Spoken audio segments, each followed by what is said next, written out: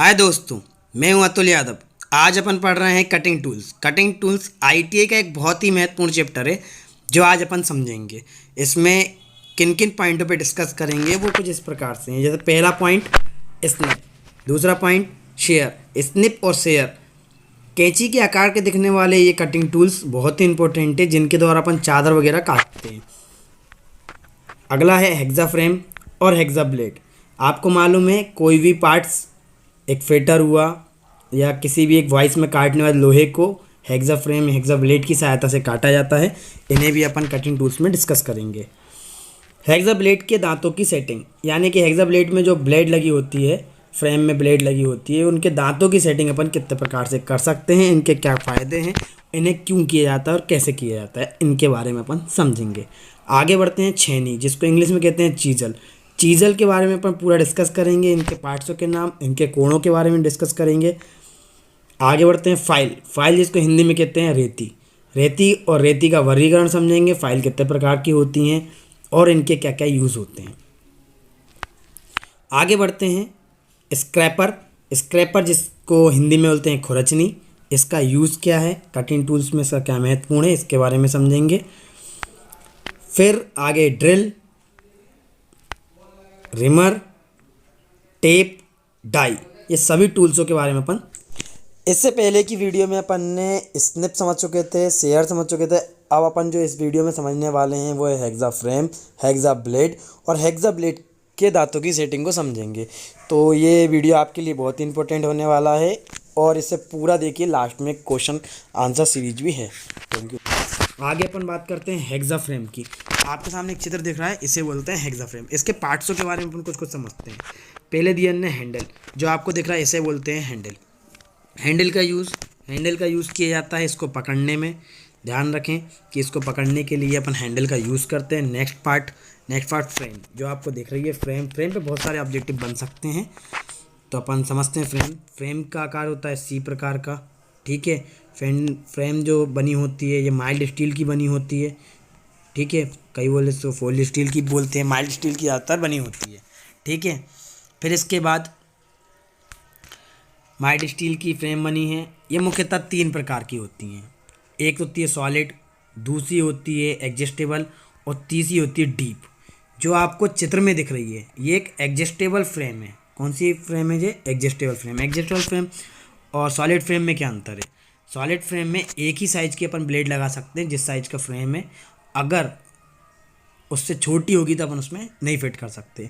But adjustable वाली में क्या होता है कि उससे थोड़ी छोटी साइज़ की भी अगर अपन को फ्रेम मिलेगी तो अपन उसको भी आसानी से अपन जो है उसमें फिट कर सकते हैं, ठीक है। और ये जो आपको दिख रहा है ये एक एडजस्टेबल टाइप फ्रेम है। आगे तीसरी वाली होती है वो होती है डीप कटिंग। कौन सी होती है वो? Deep cutting.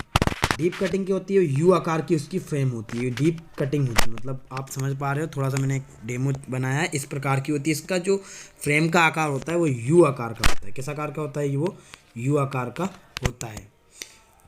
फिर यू आकार के होने के बाद उसमें उसका यूज़ क्या किया जाता है? तो उसका यूज़ जो है डी वाला, जो देख रहे हो आप इस प्रकार से डैप में है, अंदर घुसा हुआ, तो वो गहरे जो आपको काटने में इसका प्रयोग किया जाता है।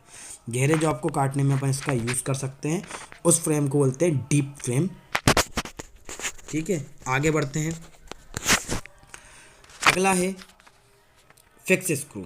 फिक्स स्क्रू जो मूव नहीं होता उसे बोलते हैं अपन फिक्स स्क्रू। वो ये बना हुआ है, ये मूव नहीं करता इसलिए इसका नाम है फिक्स स्क्रू, ठीक है। अगला स्लाइडिंग स्क्रू, जो स्लाइड करता है। ये वाला जो स्क्रू है वो बिग नट को अपन खोलेंगे तो आगे की ओर स्लाइड कर सकता है, इसलिए इसको बोलते हैं स्लाइडिंग स्क्रू, ठीक है। अगला है बिग नट। बिग नट जो पीछे की ओर एक नट लगा हुआ है उसे बोलते हैं अपन बिग नट, ठीक है दोस्तों। जो पीछे की ओर अपन को एक वो दिख रहा है उसे बोलते हैं अपन बिग नट। और इसका दूसरा नाम है फ्लाई नट, इसको फ्लाई नट के नाम से भी जाना जाता है। अगला है पिन। इसके जो होल हैं दोनों साइड होल जो हैं उनमें एक एक पिन फंसी हुई है, जो मतलब जो है होल को उसमें से अपन ब्लेड लगाते हैं तो उसको फिक्स करने के लिए एक पिन लगी होती है, दोनों सिरों पर लगी हुई है, इन्हें बोलते हैं पिन। अगला है फेरोल। फेरोल कहाँ होता है? तो फेरोल यहाँ होता है। फेरोल आपको दिख रहा है, जो फेरोल है वो यहाँ है। फेरोल का जो यूज़ होता है वो कहाँ किया जाता है, तो फेरोल यहाँ पे लगा हुआ है। इसका यूज़ क्या है, हैंडल को फटने से रोकने के लिए फेरोल का यूज़ करते हैं। ठीक है दोस्तों, एडजस्टेबल स्क्रू भी इसी कहते हैं, जैसे स्लाइडिंग स्क्रू कहते हैं उसे भी अपन एडजस्टेबल स्क्रू कहते हैं, जिसको अपन एडजस्ट कर सकते हैं, उसे अपन एडजस्टेबल स्क्रू कहते हैं। तो दोस्तों हेक्सा फ्रेम के पार्ट्स के बारे में अपन समझ चुके हैं। और इस पर क्वेश्चन क्या बन सकते हैं वो आपको ध्यान रखिए। यहाँ पे इसके हैंडल के अंदर एक टैंग होती है जिसको अपन हार्ड टेम्पर नहीं करते हैं, उसको अपन नरम रखते हैं। ठीक है दोस्तों, आगे बढ़ते हैं। हेक्सा ब्लेड के बारे में अपन समझते हैं कि हेक्सा ब्लेड किसे कहते हैं। ये सामने आ गई एक हेक्सा ब्लेड आ चुकी है। जो होल दिख रहे हैं, दोनों होल के सेंटर के बीच की दूरी को अपन हेक्सा ब्लेड की लंबाई कहते हैं। जबकि ओवरऑल व्यू या ओवरऑल किसे कहते हैं, जो यहाँ पे दिख रही है, जो मैंने आपको एरो द्वारा मैं अच्छे से समझा दे रहा हूँ। अब मैं जो एरो द्वारा समझा दे रहा हूँ कि ये जो ओवरऑल व्यू और ओवरऑल लंबाई कहेंगे इसे, जो पूरे लास्ट एंड से लास्ट एंड तक रहती है उसे अपन ओवरऑल लेंथ बोलते हैं। जबकि दोनों जो होल के सेंटर से लेंगे ना, उससे अपन बोलेंगे ब्लेड की लंबाई। ठीक है दोस्तों, तो आपको ध्यान रखना है, ये आपके सामने जो दी है ये एक सिंगल एज वाली है। सिंगल एज मतलब एक साइड दांते हैं तो उसे अपन सिंगल एज बोलेंगे, और दोनों साइड दांते होते हैं तो उसका डबल एज बोलेंगे। ठीक है दोस्तों, हेक्सा ब्लेड के बारे में अपन और आगे डिस्कस करते हैं, क्या क्या चीज़ इसमें समझने लायक है और आपको याद रखने वाली चीज़ें हैं। तो सबसे पहले ब्लेड की लंबाई।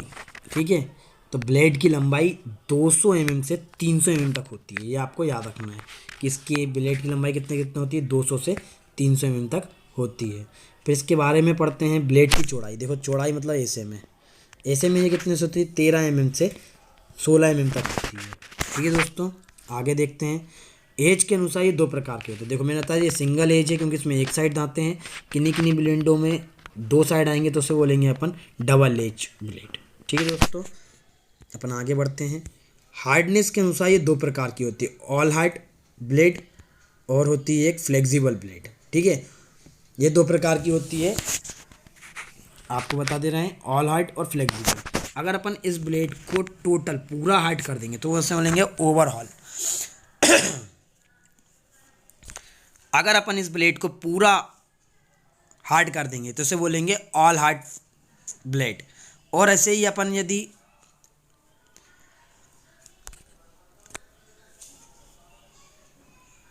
इसे अपन हार्ड व टेम्पर नहीं किया करें तो ये एक फ्लेक्सिबल होगी, तो इसलिए बोलते हैं फ्लेक्सिबल ब्लेड। ठीक है दोस्तों, फिर से समझा दे रहा है, कट।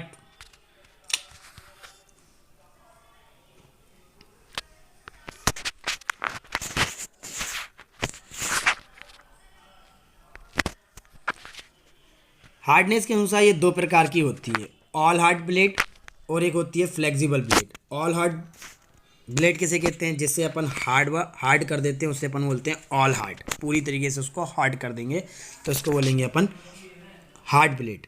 और जिसमें केवल इन दोनों होलों को हार्ड करें, बीच के भाग को अपन हार्ड नहीं करते हैं, उसे बोलते हैं फ्लेक्सिबल ब्लेड। अगर ये हार्ड नहीं है तो ये क्या होगी, आराम से मुड़ जाएगी, जिसको बोलते हैं फ्लेक्सिबल ब्लेड। तो ये फ्लेक्सिबल ब्लेड के बारे में आपको समझ में आया। अपन आगे देखते हैं। आगे इसमें क्या है, ब्लेड की मोटाई कितनी होती है, 0.63 mm। जो मोटाई होती है ब्लेड की मोटाई, मतलब इसकी मोटाई समानता रखी जाती है 0.63 आपको याद रखना है। 0.63 से 0.8 mm तक इसकी मोटाई होती है। आगे अपन देखते हैं, ये पिच के अनुसार 4 प्रकार की होती हैं। इनको बहुत अच्छे से समझना पड़ेगा, पिच के अनुसार ब्लेड कितने प्रकार की होती हैं। तो पिच के अनुसार ये 4 प्रकार की होती हैं। पहला है कोर्स पिच यानी दूर, तो 1 सेंटीमीटर में कितने दांत आएंगे, 5 से 6 दांत आएंगे। और दोनों दांतों के बीच की दूरी कितनी रहेगी, 1.8। ये जो सारणी आपको दिख रही है बहुत ही इंपॉर्टेंट है, आप इसको याद करना है। कोर्स मतलब होता है दूर, तो कोर्स पिच में कितने आ रहे हैं, 1 सेंटीमीटर में 5 से 6 दांतें आ रहे हैं।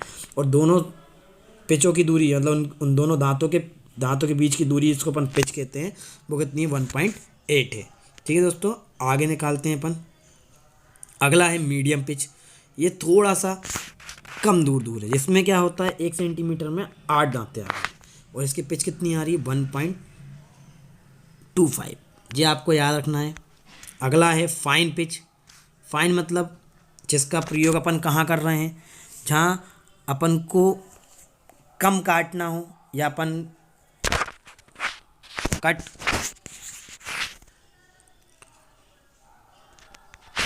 अगला है फाइन पिच। फाइन पिच का प्रयोग अपन कहाँ कर रहे हैं?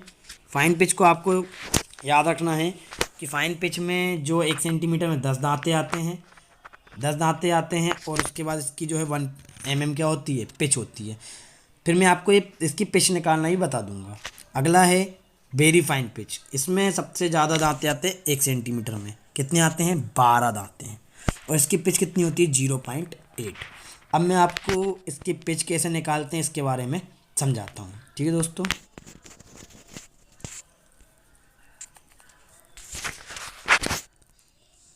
Course pitch.